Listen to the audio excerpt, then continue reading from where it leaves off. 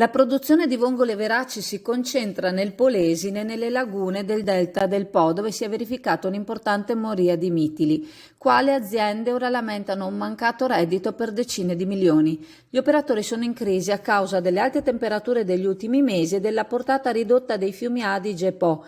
I danni si estendono anche ai settori della ristorazione, dove si è dovuto ritoccare i prezzi al rialzo.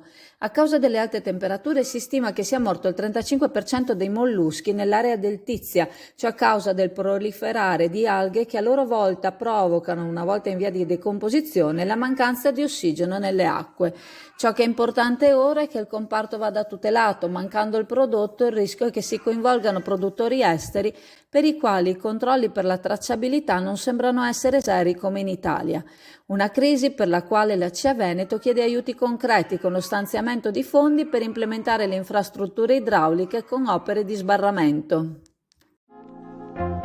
Pescheria Cam vi aspetta sempre con gli orari tradizionali dal lunedì al venerdì, al mattino dalle 9 alle 12, al pomeriggio dalle 15 alle 17 e il sabato dalle 9 alle 12:30. Gli esperti operatori della Pescheria Cam sono a disposizione per offrire il meglio del prodotto adriatico e di importazione, con la consueta garanzia di convenienza e qualità.